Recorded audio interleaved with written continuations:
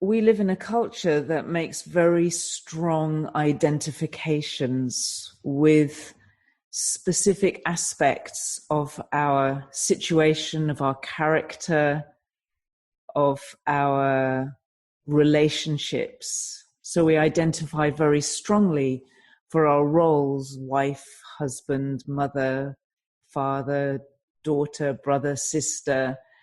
We identify very strongly with our roles within the work environment. I'm a boss, I'm a leader, I'm an employee, I'm at the bottom of the heap, I'm at the top of the heap, I need to keep myself at the top of the heap. We identify very strongly, and these are things that we tend to take for granted, with national identities. And then the place where you live, the first thing people often ask you is, where do you live? Where do you come from? Those kinds of identities, we identify often very strongly. If you look back with a sports team, for example, or with a professional association, or with an activity that you do, and it becomes part of who you are. And the problem with that is that actually a lot of the time you're not that. You're something else. You're not, or it's not really relevant to where you are at the moment. And so you get, for example, very common for women who identify so strongly with being a mother that they can't imagine themselves anymore working, because they've lost that.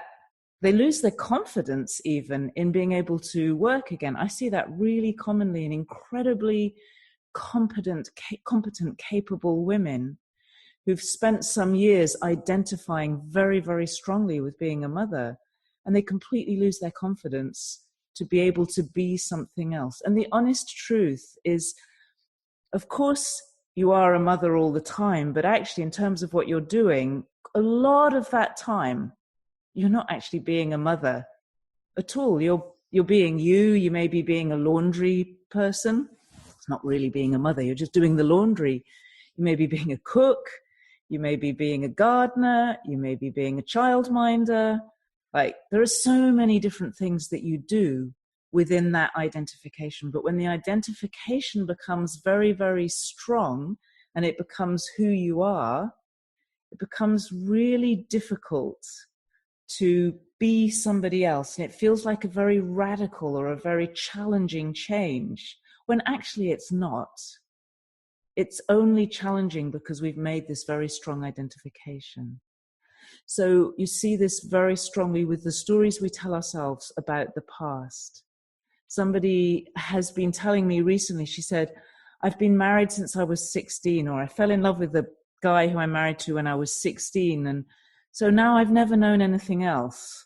And it's a story, just a complete story she's told herself, that she's missed out on so much experience because she's been married to the same guy. She could have got married to him when she was 25 and more or less told the same story. Actually, it's just a story that justifies the fact that she feels a bit dissatisfied at the moment.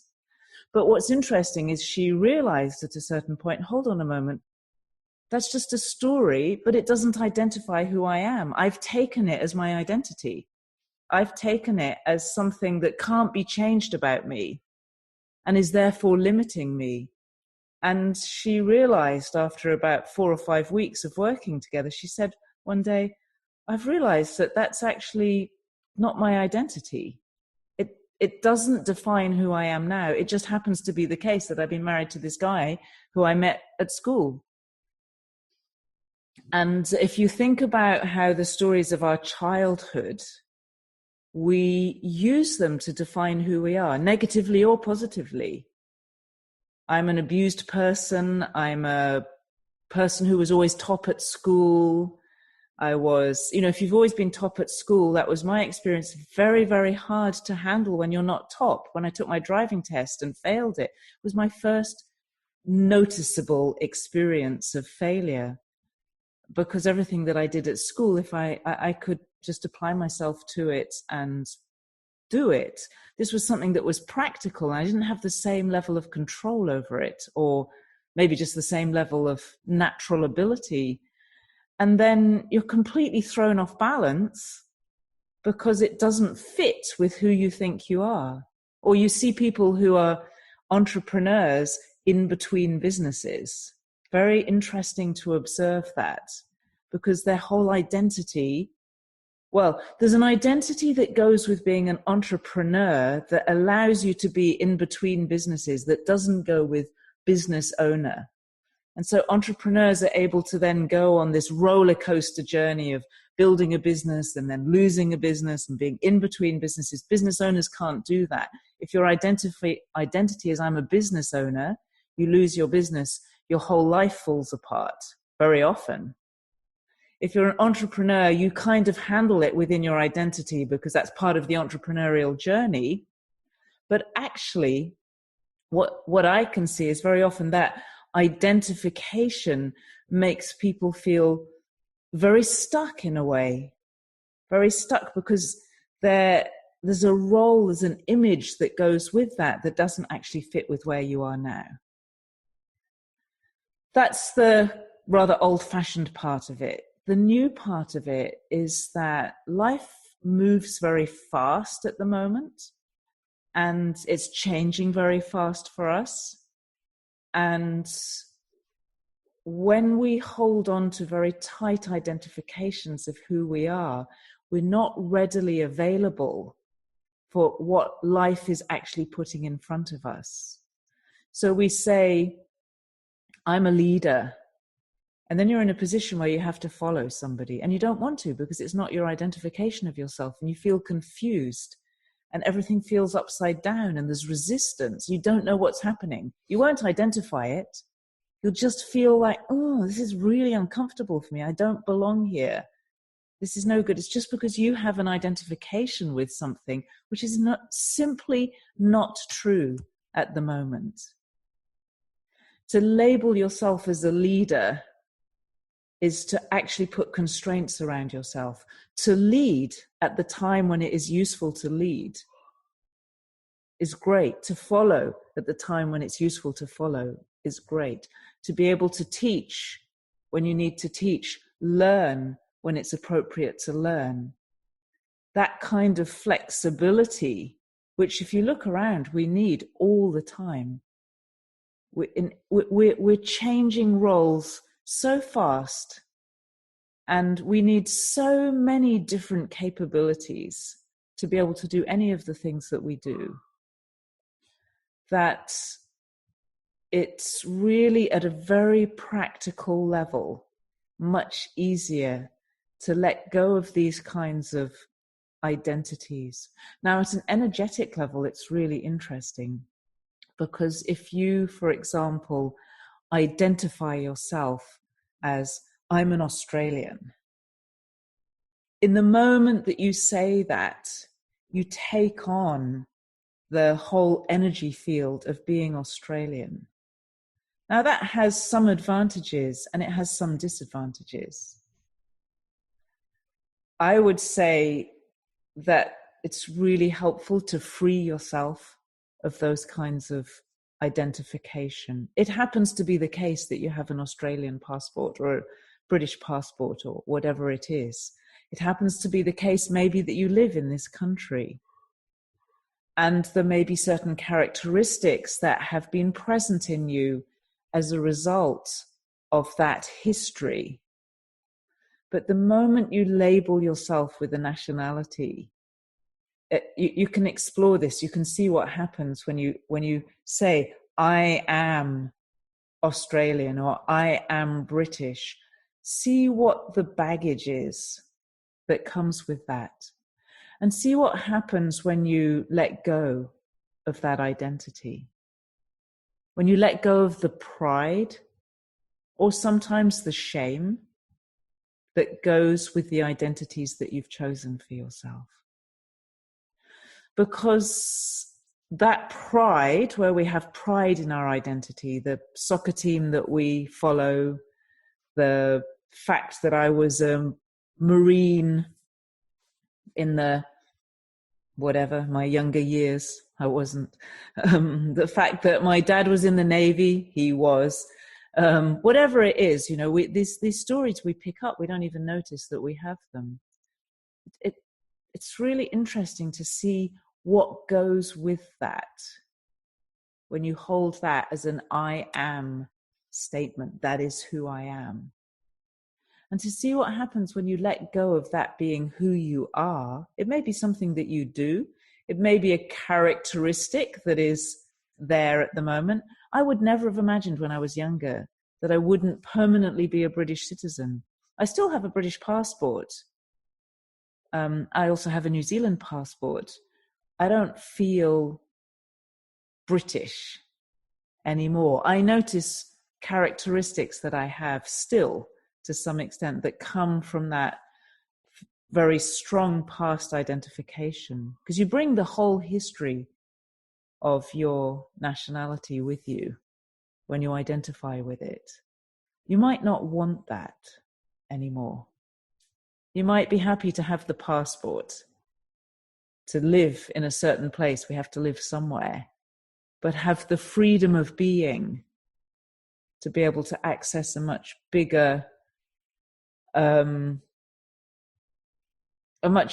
sense of who you are, and to be much more available in the moment to be whatever's required. Because if we want to be creative, really creative, ultra creative, creative in this way of life creating through us, we need to be radically alive and flexible and very free. Life will put in front of us things that we didn't expect. Life will bring people into our field that we didn't choose ourselves. We chose a direction, life gives us the path. Very often that path doesn't look like the path you would have designed to get to the place you think you want to go to. And if you then resist what life's putting in your way, because I'm this kind of person, I don't do that kind of thing, I don't work with these kinds of people, I don't even like that kind of person, I've never, and these are really the things that we think. I've never done that. That's not me. I'm this. And now you're talking, and even I want to be something else, but I'm going to keep on telling the story of who I have been. And then there's something else that I want to be feels really difficult. But the moment I let go of that story, it doesn't feel difficult anymore. In fact, I've been doing it for quite a while already. That's such a common story. If you look at the identifications we have, they literally cloud and confuse even who you are at the moment. So consider the possibility of a radical freedom to be who it's useful to be in this moment, to have the flexibility of character that you can make yourself available for life right now, remembering that you are a part of that life process. Your life is a reflection of your consciousness and your energy, where you're going, where your life is unfolding, and this has always been the case, is a reflection of the deep choices that you're making. And therefore, if you don't like your life at the moment, you can actually look back to the choices you've made, and you can see them every single day in the thoughts that you think, the feelings that you dwell in. You will see the unfolding of your life. And because of that, if you have the flexibility to let go of the thoughts, to change the feelings, to change the sense of who you are so that you can be available and show up for the life that you truly, truly would absolutely love to live. If you can let go of all those parts that stop you from living that, and be flexible enough to actually live the life you want to live. Bearing in mind that if you've said, this is what I would really love, and you're not actually there yet, which is always the case, because you wouldn't love it if you're already there. You do love it. When you say, I would love that, it means you're not actually experiencing it at the moment. Because when you're in it, I love this, this is great. You don't have that I would love that feeling. You don't want something, you've got it. So when you have that I would love that feeling, you're not there yet. So there is growth, there's expansion, there's change that's required. From that moment of saying I'd love that, life is going to give you the steps. But the steps very, very frequently don't look like what you think they ought to look like. And the steps are all the people who come into your field, all the things that happen in your field, everything that arises within your energy field, so that means within your experience, is precisely the right thing to be happening for you, according to those deep choices that you've made. But if you don't like what you're looking at, you can change it. Just like that. It's a lot easier if you're not identified with who you have been in the past. It's a lot easier if you can simply be whoever it is that you're choosing to be right now. If you can have the flexibility to accept whatever's happening, the flexibility to show up now instead of dwelling in this, but I'm this kind of person, this shouldn't be happening to me. So really have a look at how often that's going on inside your mind. This isn't what I had in mind for my life. It is. You just don't recognize it because you have in mind that you're somebody other than who you are. Okay? So in the old spiritual teachings, they talk about not being attached, being detached. In my experience, that gets very confused. And when people try to be detached, they often get rather disconnected from life. The long-term consequences of an attachment to detachment is a kind of disconnected feeling that can very easily end up in people not really knowing how to participate in life. And then that causes sickness and unhappiness. But if you can be really available, really alive, you will find that you actually need to not be attached to your identity so that you can have the flexibility to have a very powerful, free kind of identity. You can identify as this in this moment and that in the next moment, much more available for what life's actually putting in your way. And that's a much more alive way of being.